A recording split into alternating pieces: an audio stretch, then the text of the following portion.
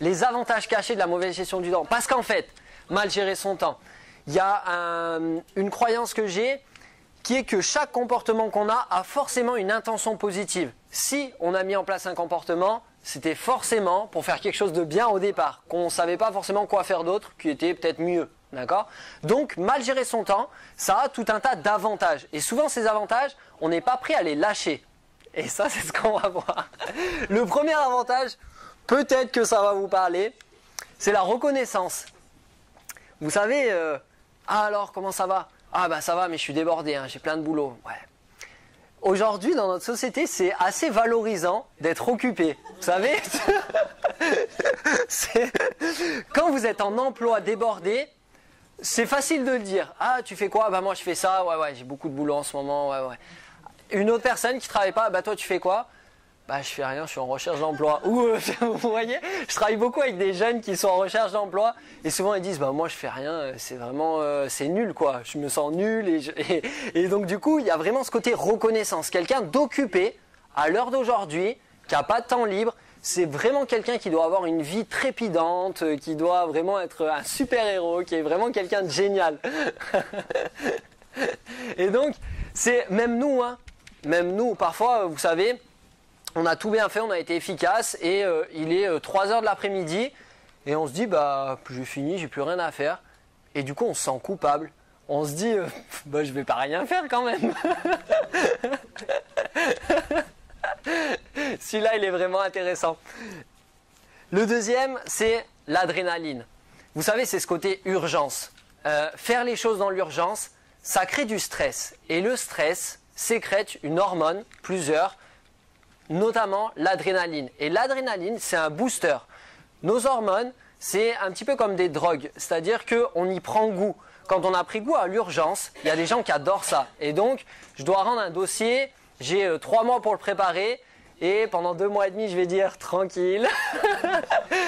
Et j'arrive sur la fin, et là, j'ai quelque chose, du stress, ça peut être du stress positif ou négatif, c'est-à-dire quelque chose qui nous booste ou à un moment donné qui nous paralyse, qui va venir en moi et du coup je me sens, je vais travailler toute la nuit ou je vais vraiment retravailler le truc jusqu'à la dernière minute. Et ça crée un sentiment, c'est vraiment les hormones qui créent cet effet-là, où je me suis dépassé, où j'ai relevé un challenge, où c'était vraiment risqué, enfin il y avait vraiment quelque chose de chouette.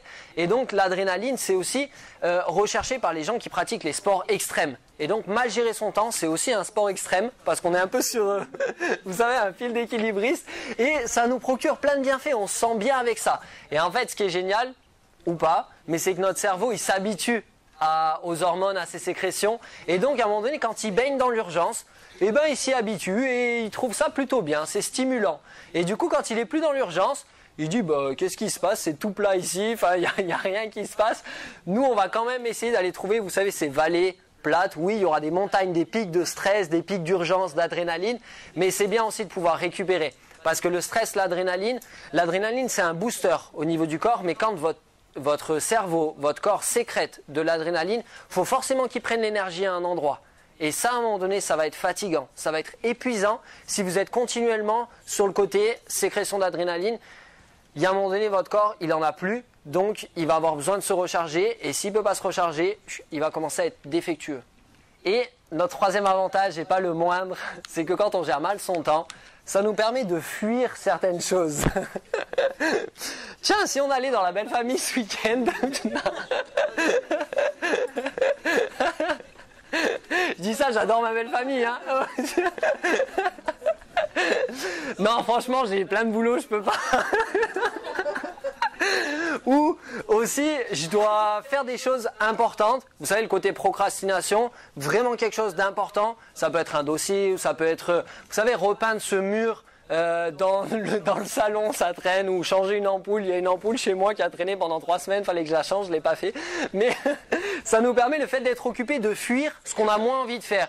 Du coup, dans notre tête, c'est plus facile de dire « Bon, j'ai plein de trucs à faire, allez, je vais choisir ce qui me plaît le plus, puisque j'aime moins, je le laisse de côté. » Mais tout d'un coup, quand on est mieux organisé, souvent on a moins de choses à faire et on a plus de temps.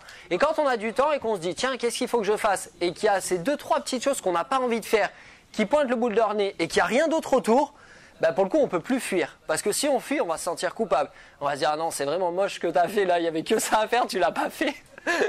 Et donc le fait d'être occupé, et ben parfois ça peut nous permettre de repousser des choses pendant des mois, pourtant qui sont très importantes, mais ça va nous permettre de fuir des situations auxquelles on ne veut pas être confronté.